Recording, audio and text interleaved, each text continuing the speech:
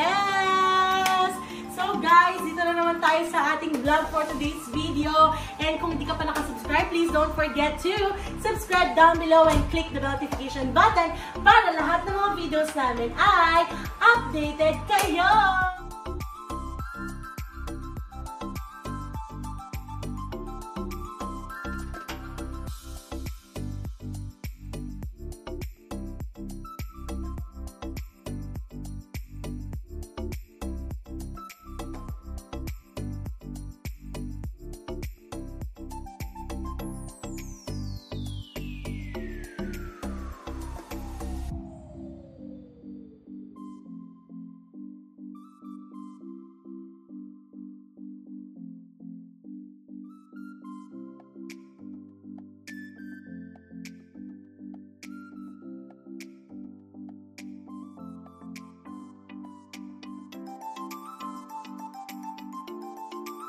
For today's video guys ay mag-house tour na naman tayo dahil itong bahay na to ay na-extend na from 27 square meters. Ngayon guys, 80 square meters na siya.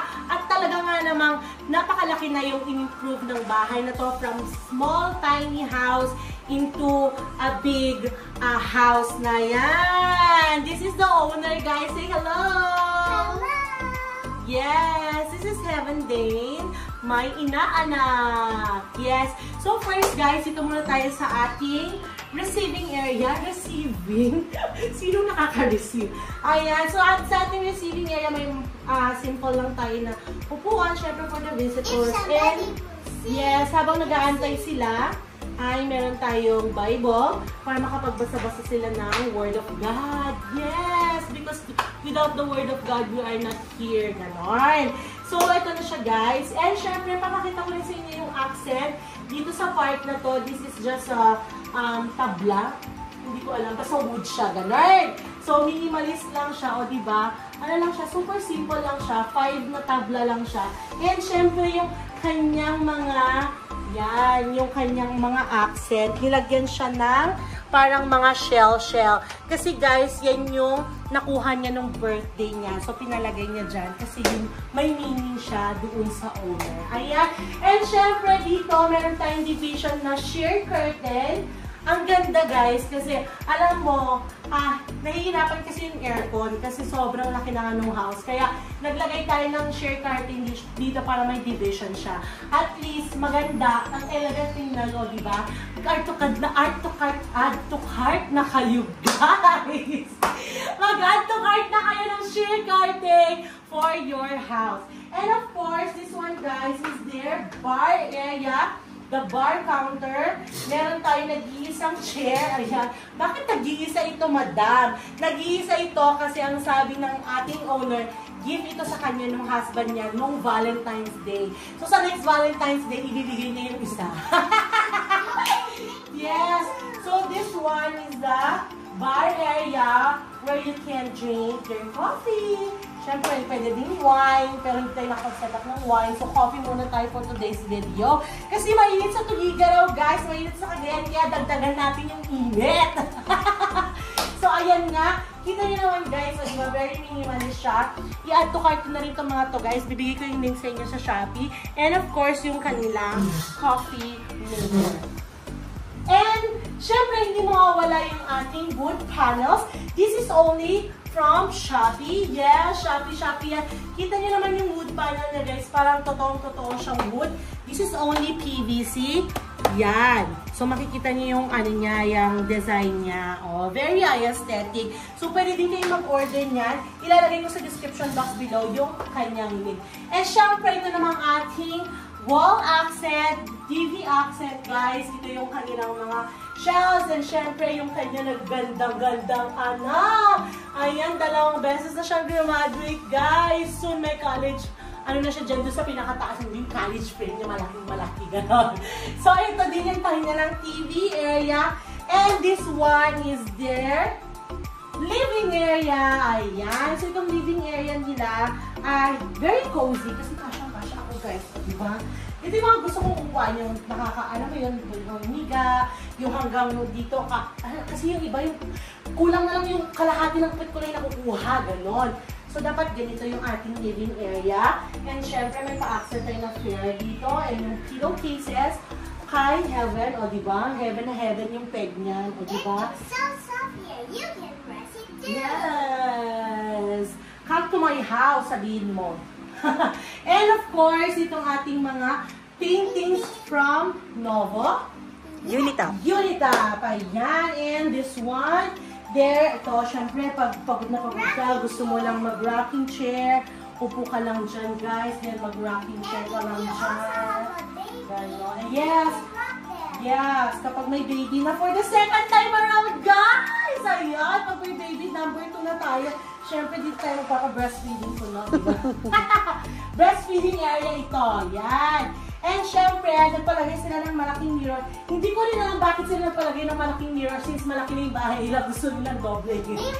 Ayan. Hindi maganda kasi ito, mahilig silang sumayaw. So, pag sumasayaw silang gano'n sila dito, mekos sila, ay nakikita nila yung kanilang sarili. Let's start in my room. Yes!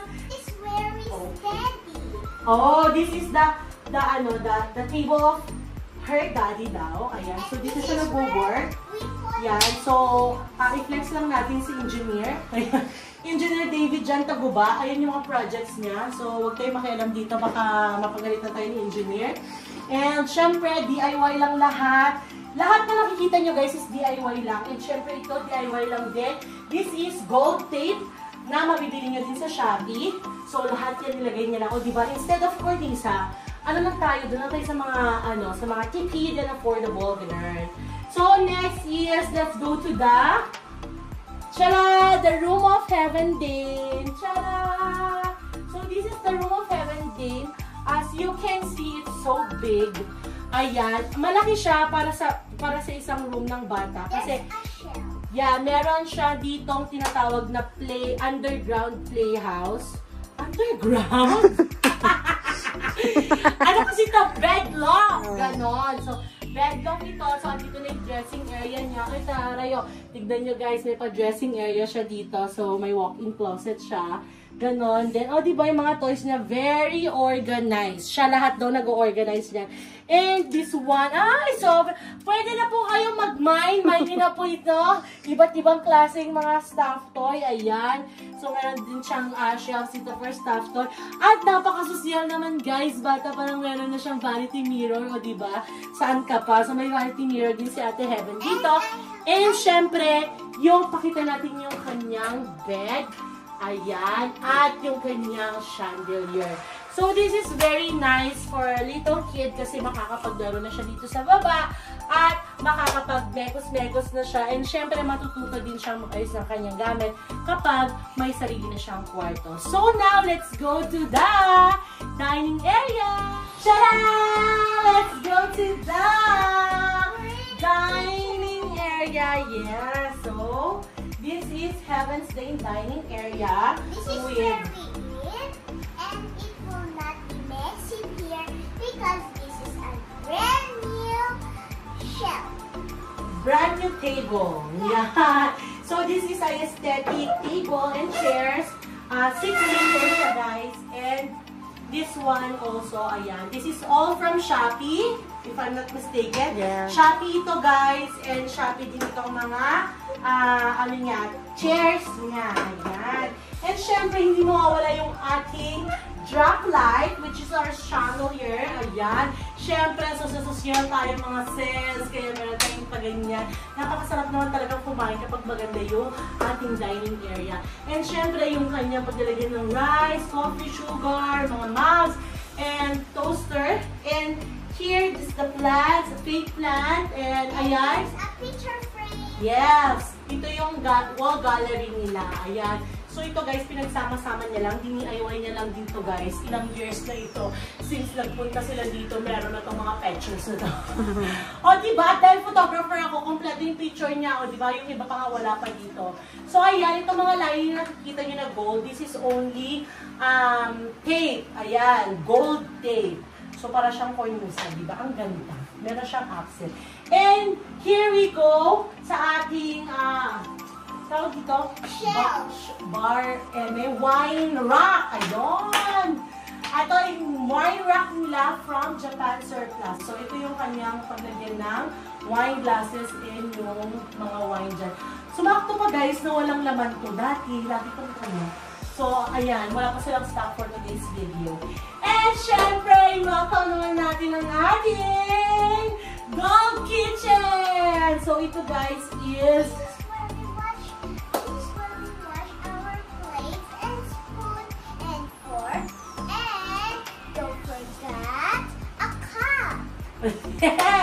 So, dito daw sila nagwa-wash ng mga plates and everything. So, this is dish soap hand soap. This is also from Shopee. This one is from Shopee. Ang ganda guys. Oh, napaka-elegant. Pati yung mga plato and ang sosyal. O, partner sila. Oh. Ang elegant talaga pag white. O, diba? So, acrylic siya and metal. So, this is also from Shopee. And this one, yung gold na kanilang sink is also from Shopee. Ayan. And ito yung kanilang built-in. So, hindi pa natatapos yung built-in.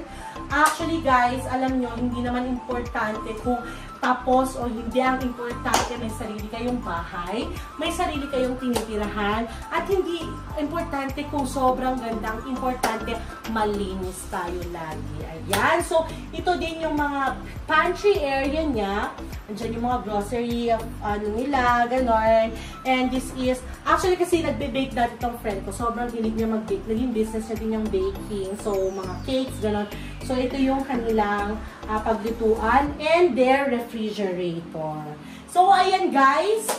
Ito na ang ating napakalaking dining area. Actually, kung mapapansin nyo, itong area na to is the only area na nakuha nila noon. So, this is the 27 square meters. Actually, ang close-an nito, guys, is ito. So, ito yung door, di ba? Ito yung door noon. So, pagpasok mo, ha! Ganito lang siya kaliit. Ganon, mga sets. So, ito noon is the living area. Tapos, may dining table sila dito noon. Tapos, dyan yung kitchen. Ganito lang talaga siya kaliit. Then, yung kwarto. Ganon lang. And, thanks be to God kasi napakalaki na ng ating bahay, mga sis. Ayan, kahit pag mekus pa tayo around the house, here, like that, it's so big! Ayan! Hi everyone! Welcome to Johnny's Vlog.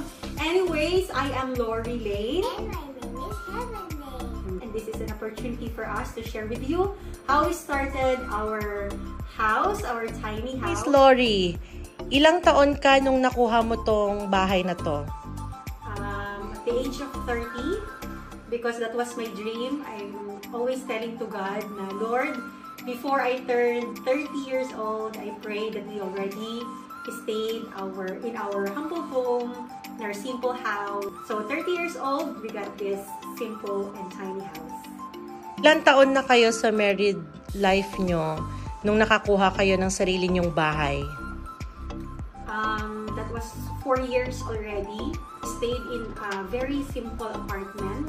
We stayed there for 4 years. And then after that, God gave this house to us year 2019, mid-2019. Ano ang inspiration nyo para kumuha ng sariling bahay? The inspiration as well of other people na they have their own house to live in, yun din yung gusto namin. So kahit maliit lang siya, basta nakaseparate kami at magkakasama kami, yun yung naging inspirasyon namin to have our own and simple house. So, Miss Lori, paano nyo nakuha itong house and lot na ito? It's really a blessing because our pastors actually live here in Wonderland. And the moment we saw their house, nagkaroon kami ng desire na, ano kaya, kung kukuha din kami. But by that time, to be honest, we don't have enough money to pay for what we call equity. We need to pay for a big amount of money. And then, nung time na yon, naglibot kami ng asawa ko. Bikot lang kami dito sa may subdivision. Wala pang masyadong naka-put up na bahay, wala pang masyadong pintura yung mga bahay. And then, sinabi ko na may tinuro akong bahay, which is ito yun. Sabi ko sa kanya na dito tayo titira. And then, by that moment, kasama yung asawa ko, nag-pray kami mismo doon sa bahay na yun. Ito yung pinag-pray namin na bahay. So wala pa kaming nababayad na pera, pero we claimed it already. And by God's grace and by God's help, God helped us to pay for it. So yun yung blessing sa amin, na we desired on it, and then we prayed for it, and then God gave it to us instantly. Thank you, Lord. Ilang square meter yung lot area and ilang square meter yung floor area? Nung nakuha namin yung house is meron siyang 80 square meters, and then yung floor area niya is 27. So during the pandemic, Miss Jamie took a video of our simple house, and it's only 27 square meters. And then little by little, sa pagkakaroon namin ng konting ipon, pinapa-extend namin siya ng pinapa-extend. So yung 80 square meters na yon ay nabuo namin siya. So Miss Lori, ano yung may advice mo sa young generations ngayon na mag-start pa lang mag-asawa at magpamilya? For me is to be prepared physically, emotionally, mentally, financially, and above all, spiritually. So both of you should unite into prayer, to pray your heart's desire, to ask God to dwell in your relationship, so that in everything that you desire and you decide for your own family, God will continue to intervene. It's very important that God will lead you in every decisions that you will take. And aside from that, totoo kasi yung sinasabi ng mga magulang natin na we don't live only because of love. Above all, we need to live with all responsibility.